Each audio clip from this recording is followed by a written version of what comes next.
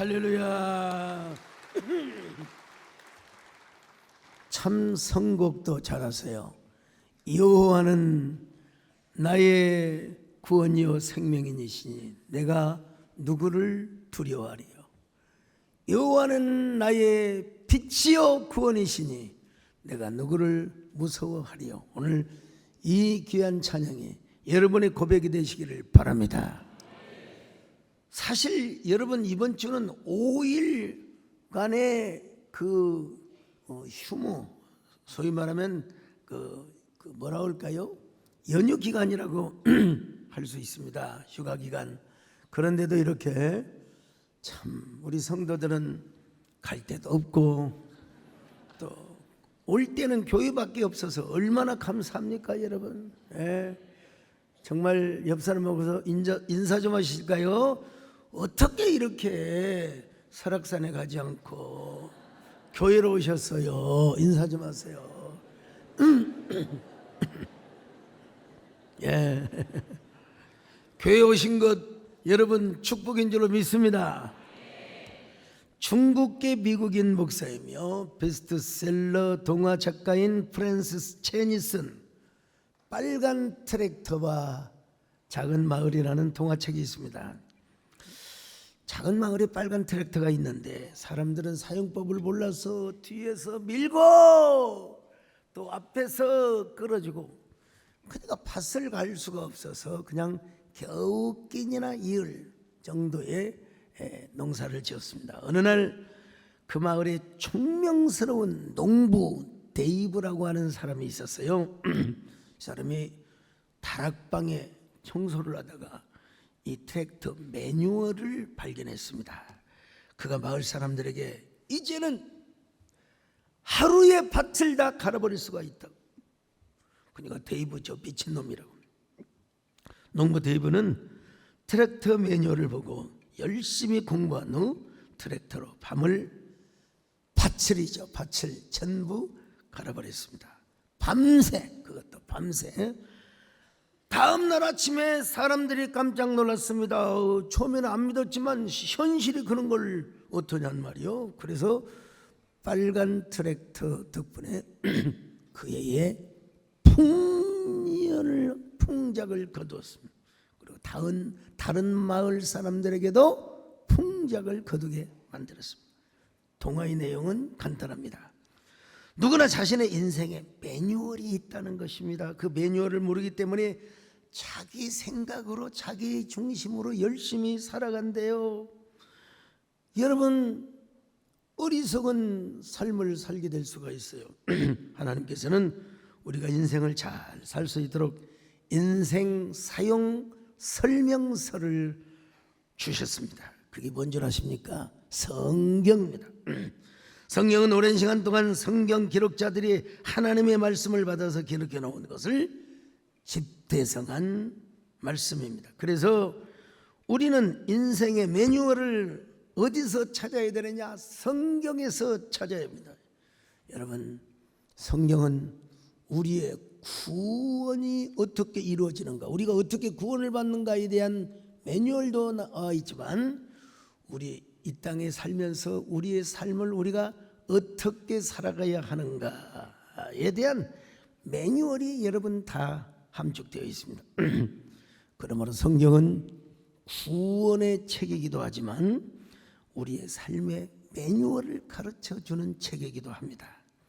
그 매뉴얼 중에 하나가 오늘 본문에 소개되고 있습니다. 창세기를 보면 아담과 하와, 가인과 아벨, 노아의 홍수와 바벨탑 사건으로 흩어져 살게 된 내용이 나옵니다. 자, 창세기 1장부터 11장까지 이런 내용이 주르륵 소개되고 있어요. 타 종교에서 말할 수도 없고 말하지도 못하는 우주의 기원과 인류의 기원 족보를 여러분 다 창세기에 담아놨습니다. 그러고 나서 하나님은 대전환의 사건을 시작합니다. 창세기 12장부터 하나님께서 아담의 족보 가운데 느닷없이 누구를 소개하느냐? 데라와 아브라함의 족보를 소개하고 있습니다. 자, 창세기 11장 27절입니다. 시작. 데라의 족보는 이러하니라. 데라는 아브람과 나홀과 하란을 낳고 하란은 롯을 낳았으며. 자, 근데 뜬금없이 30절에서 사레, 아브라함의 아내 사레가 임신하지 못하였다고 기록하고 있습니다. 30절입니다. 시작. 사레는 임신하지 못함으로 자식이 없었더라. 여러분, 데라의 족보가 이렇다고 하면서 아브라함이 결혼했지만은 아내가 아이를 낳지 못하였다고 여러분 기록합니다. 그리고 나서 하나님은 누구를 불렀느냐? 아브라함을 부르셨습니다. 하나님이 한 인간 아브라함을 부르신 다음부터 믿음의 역사가 달라지기 시작한 겁니다. 자, 창세기 12장 1절입니다. 시작. 여호와께서 아브라함에게 이르시되 너는 너의 고향과 친척과 아버지의 집을 떠나 내가 내게 보여줄 땅으로 가라. 여러분, 아브라함의 고향은 어디였느냐? 갈대아 우르, 보통 우르라고 하죠. 우르라고 하는데, 이 우르는 고대 바벨론 제국의 아주 주요한 도시였습니다. 이 바벨론 제국을 누가 세웠느냐? 니무롯이라고 하는 자가 세웠습니다. 이 바벨론 제국은 유프라테스 강과 티그리스 강을 경결해서 세웠던 고대의 가장 위대하고 강한 나라였습니다. 여러분, 그 나라를 세운 니무롯을 뭐라고 말합니까? 용사여, 호골이여, 사냥꾼이라고 했습니다. 자, 그런데 그가 처음에는 티그리스 강과 유프라테스 강 사이에, 근데 나중에는 티그리스 강을 넘어서 여러분 위대한 바벨론 제국을 만든 거죠. 저 지도에 있는 것처럼 저 황토색이 전부 다 바벨론 제국입니다. 자, 창세기 10장 8절로 12절 같이 봅니다. 시작. 구스가 또 니므롯을 낳았으니 그는 세상의 첫 용사라. 그가 여호와 앞에서 용감한 사냥꾼이 되었으므로 속담에 이르기를 아무는 여호와 앞에 니므롯같이 용감한 사냥꾼이로다 하더라. 그의 나라는 시날 땅의 바벨과 에렉과 아갓과 갈레에서 시작되었으며 그가 그 땅에서 아수르로 나아가 니느웨와 르호보딜과 갈라와 및 니느웨와 갈라 사이에 레센을 건설하였으니 이는 큰 성읍이라. 고대 근동의 역사에 의하면 니므롯이 시날 평지에 바벨탑을 세웠다고 전해집니다. 여러분, 성경에는 정확하게 이름이 밝혀있지만 문맥으로 보면 여러분 이거 분명히 니므롯이 바벨탑을 쌓은 거예요. 자, 창세기 11장 1절로 4절입니다. 시작. 온 땅의 언어가 하나요 말이 하나였더라. 이에 그들이 동방으로 옮기다가 시날 평지를 만나 거기 거류하며 서로 말하되 자 벽돌을 만들어 견고히 굽자 하고 이에 벽돌로 돌을 대신하여 벽청으로 진흙을 대신하고 또 말하되 자 성읍과 탑을 건설하여 그 탑 꼭대기를 하늘에 닿게 하여 우리 이름을 내고 온 지면에 흩어짐을 면하자 하였더니. 여러분, 하나님께서는 니므롯이 세운 저 바벨탑 한번 보여주세요. 지구라트. 여러분, 정치적 목적으로는 흩어지지 말자는 의도가 있지만 종교적으로는 여러분 당시에는 달신계통의 여신을 섬기기 위한 제단을 저 위에다 만들어놨어요. 여러분, 하나님이 언어를 흩어버리시고 그들의 목적을 박살내버리셨습니다. 6절로 9절입니다. 시작. 여호와께서 이르시되 이 무리가 한 족속이요 언어도 하나이므로 이같이 시작하였으니 이후로는 그 하고자 하는 일을 막을 수 없으리로다. 자 우리가 내려가서 거기서 그들의 언어를 혼잡하게 하여 그들이 서로 알아듣지 못하게 하자 하시고 여호와께서 거기서 그들을 온 지면에 흩으셨으므로 그들이 그 도시를 건설하기를 그쳤더라. 그러므로 그 이름을 바벨이라 하니 이는 여호와께서 거기서 온 땅의 언어를 혼잡하게 하셨음이니라. 여호와께서 거기서 그들을 온 지면에 흩으셨다. 다 흩어버리게 하셨어요. 유대 전통에 의하면은 셈이 바로 이 니므롯을 죽였다고 전해지고 있습니다. 그리고 그 이후에 새로운 반전의 역사를 시작하십니다. 그 대반전의 시작은 누구를 부름으로써? 아브라함을 부름. 사실 니므롯과 아브라함의 시기는 길어야 50년 차에 어떤 학자들은 동시대 인물이라고 주장하기도 합니다. 당시 니므롯이라는 사람은 당대의 영웅이었고 호걸이었고 용사 중에 용사라고 했지 않습니까? 그러나 아브라함은 영웅이 아니었어요. 호걸이 아니었어요. 얼마나 겁도 많았고 거짓말도 잘했는지 세상에 애굽 왕에게 아비멜렉 왕에게 아이고 이 여자는 내 여간이요 내 여동생이세요. 야, 여러분 참 이런 걸 보면 참 조금 우리가 쪽팔리죠 사실. 그러나 여러분 아브라함은 어떤 것을 했느냐? 순종을 했습니다. 그리고 하나님께 웅장하지는 않지만 여러분 제단을 쌓았습니다. 아브라함이 쌓은 제단을 니무롯이 쌓은 바벨탑과 비교하면 쪽팔리죠. 저 아브라함, 이삭, 야곱 때로 추정되는 그 제단의 흔적인데요. 어떻게 여러분 아까 보았던 그런 바벨탑과는 여러분 비교가 될 수가 없죠. 그럼에도 불구하고 여러분 하나님은 나약한 아브라함을 부르셔서 순종하게 하시고 그리고 하나님을 따르게 하셨어요. 자, 하나님이 오셔서 뭐라고 말씀하십니까? 너는 네 고향과 친척과 아비집을 떠나 내게 보여줄 땅으로 가라. 이 말씀은 사실 명령형으로 되어 있지만 동시에 질문형으로도 우리가 바꿀 수 있습니다. 아브라함아, 너는 모든 걸 버려두고 내가 보여줄 땅으로 갈 수 있느냐? 여러분, 이 명령은 아브라함을 부르실 때 처음 명령이자 그리고 처음 질문이기도 하였습니다. 여기는 두 개의 동사가 나옵니다. 하나는 떠나, 또 하나는 가라. 여러분, 어디를 가라는 겁니까? 고향을 떠나라는 거예요. 친척을 떠나라는 거예요. 아버지 집을 떠나라는 거예요. 예. 그리고 어디로 가느냐?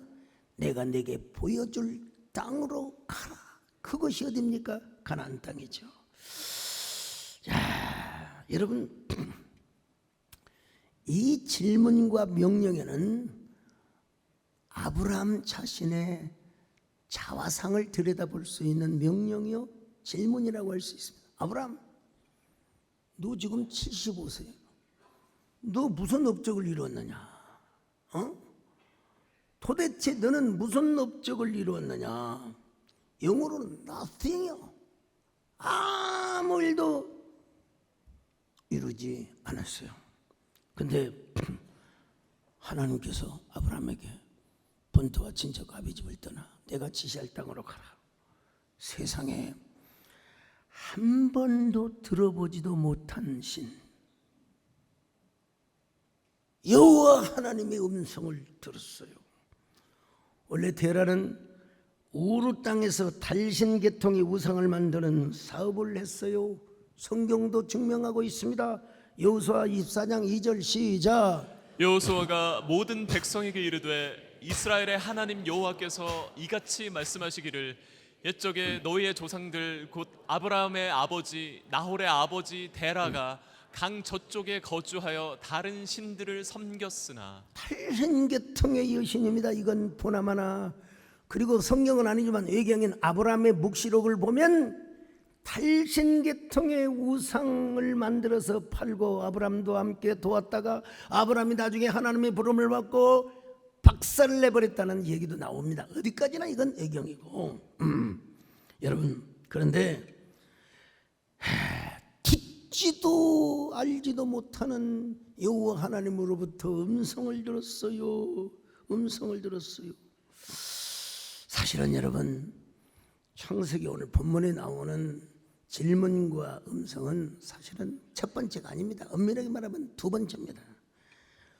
우르에서 데라와 아브라함에게 하나님이 음성을 주셨다고 여러분 봐야 돼요. 물론 데라는 당연하고 아브라함도 그 명령을 받들고 여러분 하란 땅까지 왔습니다. 자, 창세기 11장 31절로 32절 시작. 데라가 그 아들 아브람과 하란의 아들인 그의 손자 롯과 그의 며느리 아브람의 아내 사레를 데리고 갈대아인의 우르를 떠나 가나안 땅으로 가고자 하더니 하란에 이르러 거기 거류하였으며 데라는 나이가 205세가 되어 하란에서 죽었더라. 여러분 아쉬워요.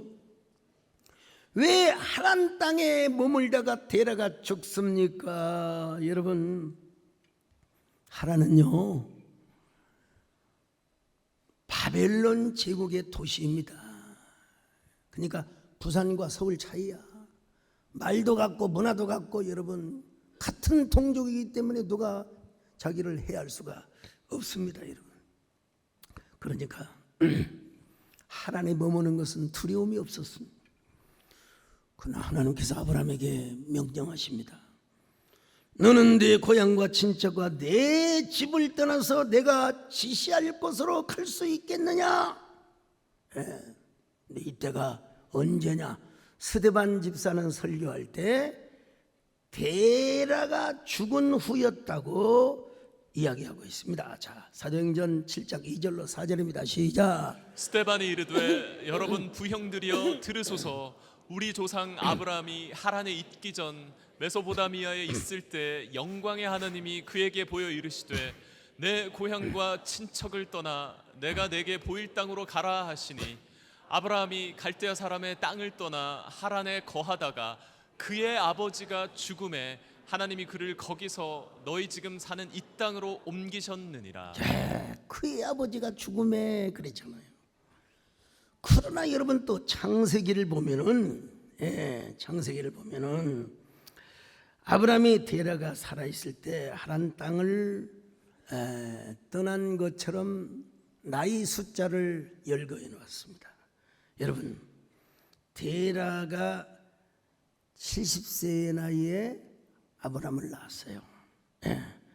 그리고 205세까지 살았다고 했잖아요. 자, 창세기 11장 26절입니다. 시작. 데라는 70세 자, 70세 아브라함을 낳았어요. 그 다음에 32절 봅니다. 시작. 데라는 나이가 205세가 되어 하란에서 죽었더라. 자, 그런데 여러분 아브라함이 하란을 떠날 때 나이가 몇 살이냐? 75세라고 기록합니다. 그러면 나이로 계산을 하면 아버지가 살아있을 때 가나안 땅으로 갔다는 결론을 내릴 수가 있습니다. 70세에 데라가 아브라함을 낳았잖아요. 그러면 아브라함이 75세에 하란을 떠났다고 할 때 데라의 나이가 몇 살이었을까요? 145세요. 145세예요. 그래서 일부 학자들은 아브라함이 아버지 데라가 살아있을 때 부모 공경보다도 하나님의 말씀을 더 소중히 여겨서 하란 땅을 떠났다고 주장을 합니다. 이 주장을 들으면 이 본문만 보면 맞는 것 같아요. 그러나 사도행전을 보면은 스데반 집사가 분명히 데라가 죽은 이후에 하란을 떠났다고 했지 않습니까? 그러니 어찌 보면 모순의 관계이고 충돌 관계가 공존하고 있는 것처럼 보이지만 절대로 그렇지 않습니다. 자, 창세기 21장 32절에서 데라가 205세에 사망했다고 되어 있는데 이는 맞소라 사본을 번역하는 것이고요. 하지만 스데반이 참고한 사마리아 오경을 보면은 데라가 145세에 사망했다고 기록되어 있기 때문에 여러분 모순 관계로 봐서는 안 됩니다. 자, 그러면 우리는 어떻게 이것을 잘 합리적으로 해석할 수 있을까요? 모순 관계로 보지 말고 데라가 살았을 때든지 죽은 후든지 아브라함이 일단 아버지 데라보다 하나님 앞에 더 적극적이고 긍정적이었다는 것을 강조해 주고 있습니다. 아브라함이 여러분 데라가 145세에 죽었건 205세에 죽었건 이건 사본의 차이이긴 하지만은 여러분 사실 145세부터 뭐 영적으로 죽은 거나 마찬가지일 수도 있는 것이죠. 여러분 어떻든 모순 관계가 아니라 아브라함이 더 진취적이고 미래지향적이었다는 사실을 우리에게 보여주고 있어요. 때가 되어 하나님이 아브라함을 가나안 땅으로 가라고 하신 것입니다. 요즘이야 내비게이션이 있고 하다못해 위성지도라도 있으면 좀 안심 탕면이라도 먹을 수 있겠는데 아무것도 모르기 때문에 미지의 세계에 대한 두려움도 있었을 것입니다. 그래도 아브라함은 순종을 합니다. 하나님의 질문에 예스, 오케이, 아멘, 할렐루야. 요즘이야 여권 가지고 북한만 빼놓고는 여러분 다 다닐 수 있습니다. 여권이 있으면요. 근데 고대 근동에는 고향을 떠난다는 것은 죽음 자체요, 부족 사유이기 때문에 그 동네에서 자라서 그 동네에서 결혼을 하고 그 동네에서 살아야 미래가 보장이 되었습니다. 그러나 고향과 친척과 아비집을 떠나는 것은 죽음, 미래가 보장될 수 없는 삶이었습니다. 죽음과도 같은. 그러나 히브리서 기자는 뭐라고 말합니까? 믿음으로 아브라함은 부르심 받을 때에 갈 바를 알지 못하였으나 순종하여 장래에 유업으로 받을 땅을 여러분 갔다고 말씀하고 있습니다. 히브리서 11장 8절입니다. 시작. 믿음으로 아브라함은 부르심을 받았을 때 순종하여 장래 유업으로 받을 땅에 나아갈새 갈 바를 알지 못하고 나아갔으며. 여러분, 하나님께서는요 하나님에서 주저하고 있는 아브라함에게 야, 내가 너에게 보여줄 땅으로 가라 말씀하셨어요. 12장 1절입니다. 시작. 여호와께서 아브라함에게 이르시되 너는 너의 고향과 친척과 아버지의 집을 떠나 내가 내게 보여줄 땅으로 가라. 그러면 어떤 복을 내리느냐? 12장 2절로 3절입니다. 시작. 내가 너로 큰 민족을 이루고 내게 복을 주어 내 이름을 창대하게 하리니 너는 복이 될지라. 너를 축복하는 자에게는 내가 복을 내리고 너를 저주하는 자에게는 내가 저주하리니 땅의 모든 족속이 너로 말미암아 복을 얻을 것이라 하신지라. 여러분, 아브라함이 여호와의 말씀을 따라 75세의 나이에 하란을 떠났다고 했지 않습니까? 자, 4절 또 한번 봅니다. 시작. 이에 아브라함이 여호와의 말씀을 따라갔고 롯도 그와 함께 갔으며 아브라함이 하란을 떠날 때 75세였더라. 75세라. 예. 여러분, 우르에서 하란까지의 이동 거리가 여러분 1000km나 돼요. 그러니까 거제도에서 서울을 한 번 왔다 갔다 하는 왕복 거리입니다. 그뿐입니까 여러분? 예.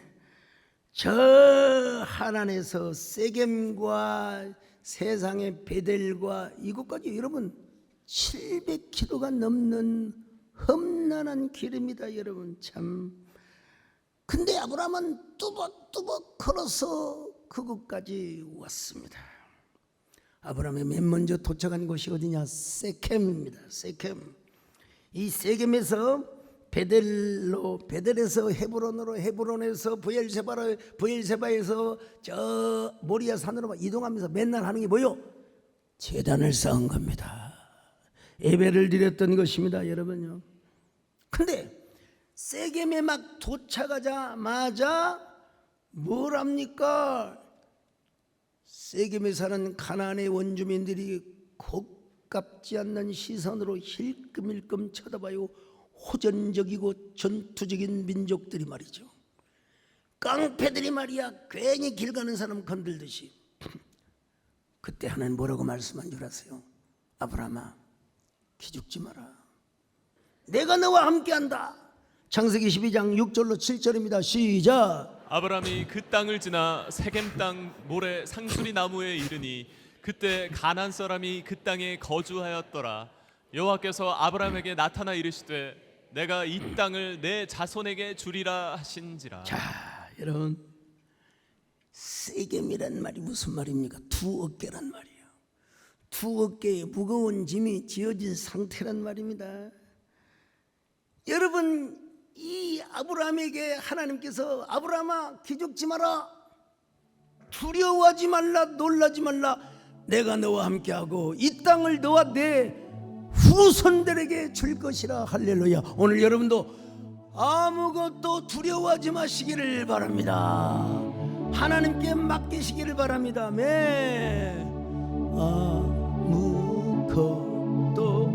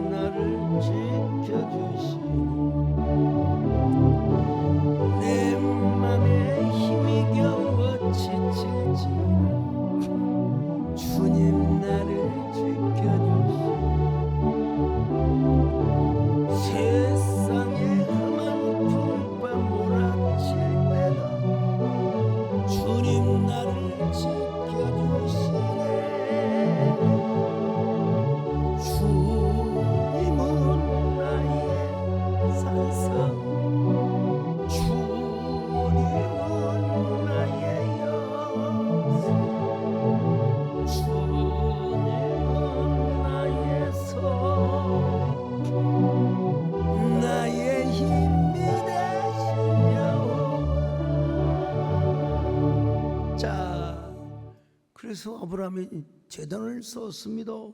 저 17장 7절 하반절입니다. 시작. 자기에게 나타나신 여호와께 그가 그곳에서 제단을 쌓고. 제단을 쌓았어요. 베델에 가도 제단을 쌓고, 헤브론에 가도 제단을 쌓고, 부엘세바에 가서도 제단을 쌓고, 자 모리아산에서 하나밖에 없는 이삭을 제물로 드리라고 해도 아무런 대꾸 없이 순종하며 나갔습니다. 자, 이러한 아브라함에게 영롱한 비전이 꿈꾸어졌을 것이고, 그 어떤 희곡의 스토리보다도 위대한 스토리가 장렬하게 쓰여졌을 것입니다. 특별히 여러분, 가나안 땅이 자기 땅이 될 뿐만 아니라 자기 후손들의 땅이 될 것이고, 그리고 너는 열국의 아비가 될 것이며 너는 모든 축복의 조상이 될 것이라. 자, 창세기 12장 2절 같이 봅니다. 시작. 내가 너로 큰 민족을 이루고 내게 복을 주어 내 이름을 창대하게 하리니 너는 복이 될지라. 축복의 전달자가 된다는 거요. 축복의 에피센터가 된다는 말입니다. 그러니까 아브라함은 이 하나님의 약속과 언약을 붙들고 얼마나 황홀한 비전을 받겠습니까? 미래에 오고 오는 모든 세대에 자기를 통하여 하나님의 복이 전달된다는 겁니다. 실제로 마태복음 1장을 보면은 아브라함과 다윗의 세계, 아브라함과 다윗의 자손 예수 그리스도의, 옛날에는 족보라고 했는데 계보라고 번역이 되었습니다. 자, 마태복음 1장 1절입니다. 시작. 아브라함과 다윗의 자손 예수 그리스도의 계보라. 여러분, 다시 말씀드립니다. 아브라함은 75세 이전에는 기록도 없고 성과도 없고 아무런 공로도 없었어요. 아브라함은 인생 75세부터 진정한 축복의 삶을 살았다고 할 수 있어요. 발달 심리학자인 에릭슨은 성인 발달 이론에서 생애 주기를 4가지로 나눠서, 원래는 8가지인데요 8가지를 어떻게 다 설명합니까? 4가지로 요약한 것을 제가 말씀을 드려요. 이 내용은 정옥분 교수가 쓴 발달 심리학이라고 하는 책에서 이렇게 소개하고 있습니다. 자, 1살부터 22세까지는 인생의 기본적 구조를 형성하는 단계예요. 어린 시절부터 성인으로 성장하는 시기라는 거죠. 그리고 성인 전기는 언제부터냐? 17부터 45세까지. 오늘 여기 45세 이전은 성인 준비 단계라는 사실을 아셔야 됩니다, 여러분. 자, 그리고 40세 때부터 65세까지가 비로소 중년기래요. 중년기. 삶의 의미를 재평가하고 새로운 구조를 만드는 시기래요. 저는 아직도 여러분 중년입니다. 여러분, 어떤 중년의 남자들이 식당에서 참미슬이라고 하는 뭐 처음처럼인가 몰라, 아무튼 뭘 따라놓고 우리들의 화려한 중년을 위하여 브라보 하면서 딱 마셨더니 옆에 몇 명 비구니 스님들이 계셨나 봐요. 왜 우리한테 중년이라고 그러냐고 말이야. 그 말과 그 말은 다릅니다, 여러분. 이 말도 못 알아듣는 사람은 소통이 안 되는 사람이에요. 여러분, 지금 65세 이후에 이제 노년기로 접어들어가는 시기래요. 발달 심리학자 에릭 에릭슨에 따르면, 그의 심리학에 의존한다면 아브라함은 성인 후기 나이인 75세에 하나님을 떠난 것입니다. 이전에 아브라함에 대한 기록은 없습니다. 외경 아브라함 복수록에 나와 있긴 하죠. 그거는 우리가 성경은 아니기 때문에. 그러나 아브라함은 75세 즉 하나님께 순종하는 나이부터 역사에 기록된 것입니다. 어떻게 기록했습니까? 하나님의 말씀에 순종하는 순간부터 하나님께서 큰 민족을 이루어 복을 준다. 여기 복이 뭐로 기록되냐면 베라카, 이 브라카의 원형에서 나온 말인데요. 우리 교인들은 브라카와 아슈레이에 대해서 명확하게 알고 계셔요. 대부분 다 처음 난 사람 빼놓고요. 여러분, 브라카는 하나님을 송축하는 축복이요. 우리 하나님을 노래하고 찬양하고 하나님을 섬기는 축복이요. 하나님께서 그 결과로 아슈레이, 우리 마음의 평안과 행복과 그리고 승리와 승승장구의 축복을 허락해 주시는 거예요. 아브라함이 진정으로 이 의미를 알았다면 가슴 설레어서 잠 못 이루는 밤을 겪었을 것이다. 여러분, 그런 영화가 있었죠. 시애틀의 잠 못 이루는 밤. 여러분, 샘이라고 하는 남자가 아내를 잃고 자식과 함께 슬픈 나날을 보내고 있습니다. 근데 아들 조나가 방송국에 그 상담을 합니다. 우리 아버지가 너무너무 슬퍼하고 너무너무 우울하고 있다고. 이 세상에 앤이라고 하는 방송 진행자가 여자였어요. 특별히 약혼까지 한 여자입니다. 근데 그 조나 얘기를 들으면서 아버지 샘에 대한 관심을 갖기 시작합니다. 그리고 마침내 그 소식이 알려질 때 시애틀에 사는 샘은 잠 못 이루는 밤을, 여러분 영화 안 봐도 이 얘기 들으면 다 알아버려요. 그냥 잠 못 이루는 밤을 이루다가 마침내 엠파이어 스테이트 빌딩, 저 뉴욕이 있지, 거기서 만나서 사랑을 고백하고 결혼을 하는 대반전. 여러분, 여자분들 고개 끄덕끄덕하면 안 돼요. 여러분, 아마도 여러분, 아브라함은 가나안 땅을 순례하면서 찬란하고 영롱한 희곡의 반전의 대반전의 리노베이션의 스토리를 써나갔을 것입니다. 더구나 하나님께서 아브라함의 이름을 열국의 아버지라는 아브라함으로 바꿔주셨어요. 자, 창세기 17장 5절입니다. 시작. 이제 후로는 내 이름을 아브람이라 하지 아니하고 아브라함이라 하리니 이는 내가 너를 여러 민족의 아버지가 되게 함이니라. 아브라함은 뭐냐? 큰 아버지요. 그러나 아브라함은 수많은 나라의 아버지라 이 말입니다, 여러분요. 그러니 아브라함이 하나님을 송축할 수가, 여러분 송축해야 되지 않겠습니까? 송축. 하나님 감사합니다. 하나님께 내가 송축을 드립니다. 송축에 내 영혼 거룩하신 이름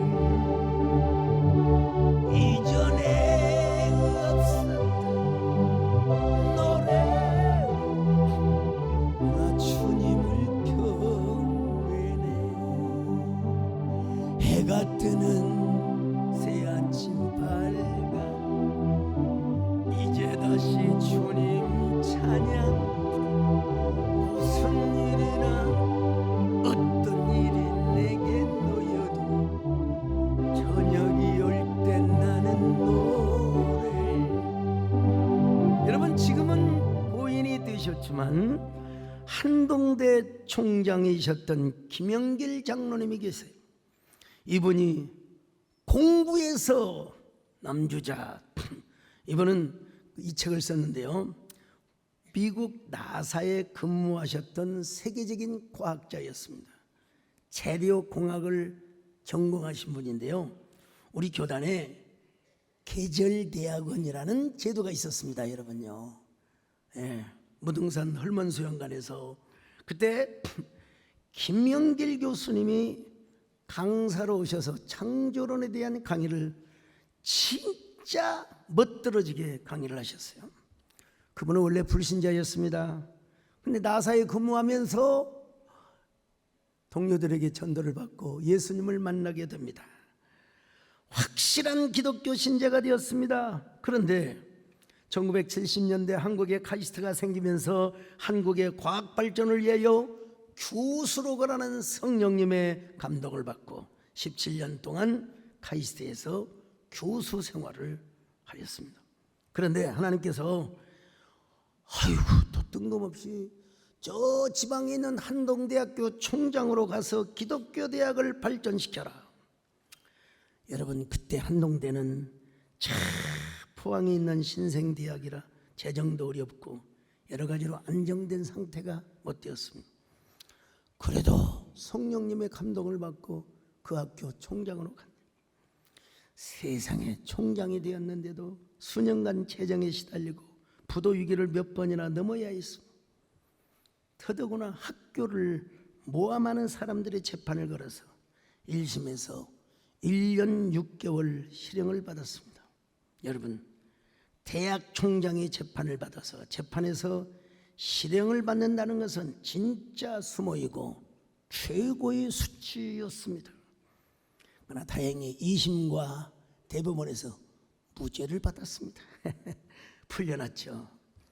그분의 모진 고초와 헌신을 받으시고 하나님께서 오늘은 위대한 기독교 대학으로 든든하게 발전하고 있습니다만은 자기 뜻을 내려놓고 성령의 뜻을 따랐던 김영길 장로님과 그분의 사모님이신 바로 김영애 권사님의 순종이 있었기 때문에 가능한 일입니다. 아브라함이 그랬습니다. 75세 인생의 후반기에 진짜 삶을 살았습니다. 이 이야기를 하면 제가 김형석 교수님 이야기를 안 할 수가 없어요. 이분은 올해 106세이십니다. 106세. 그분이 100년을 살아보니라는 책을 거기에 뭐라고 자기 인생의 절정기가 언제부터 시작되었냐? 65세부터 시작됐대요. 65세. 그 이전에는 전성기를 준비하는 단계에 불과하였다는 것입니다, 여러분요. 예. 청교도들의 인사말처럼, 참 저도요 아직 가장 좋은 날이 오지 않았습니다, 여러분. 이게 아멘하는 사람만 106세까지 사시길 바랍니다. 예. 아브라함이 75세부터 새로운 인생의 반전을 시작했다면 여러분도 나이 드셨다고 낙심하거나 자랑하지 마세요, 여러분. 여러분, 권노갑 고문을 제가 깊은 연이 있는 분은 아닙니다. 그러나 그분의 생애를 제가 알죠. 뭐 몇 번 식사는 하셨지만 그분이 평전을 내는데 저에게 축사를 해달라고 해서 여러분, 교계에서는 저 딸랑 제가 배난 국죽의 삶을 살아오신 고모님이 인생의 전성기를 다시 맞다, 여기 글을 써서 보내드렸어요. 그랬더니 저한테 이야, 수많은 사람에게 그 축하의 글을 받았는데 목사님 글이 가장 돋보였습니다. 여러분, 사람은 이렇게 말을 잘하고 봐야 돼요. 저만 잘 썼겠습니까? 근데 이분이 저에게, 아니 제가 직접 가보진 않았지만요, 그 평전 출판식에 이렇게 얘기를 하더래요. 우리 유성근 장로님 직접 보고 오셨어요. 여러분, 내 나이가 97세입니다. 나는 앞으로 30년을 거뜬하게 살 수 있습니다. 저는 그러면서 내려오면서 막 계단을 뛰어내려오시더래요. 정문사님 도전을 받으세요. 그분이 60대 중반부터 여러분 골프를 배웠어요. 거의 하루도 빠지지 않고 운동을 하신대요. 운동을 하면서 자기는 이렇게 건강을 되찾았다는 거예요. 그러면서 저한테 또 이은숙 장로님 들었나 봐요. 아이, 골프를 몇 개월 만에 이렇게 잘 치십니까? 저한테 좀 가르쳐 주세요. 사람은요, 그렇게 겸손할 수 있어야 됩니다. 저한테 골프를, 그분은 수십 년을 쳤는데 저한테 배우다니요. 저는 야매로 칩니다. 야매로.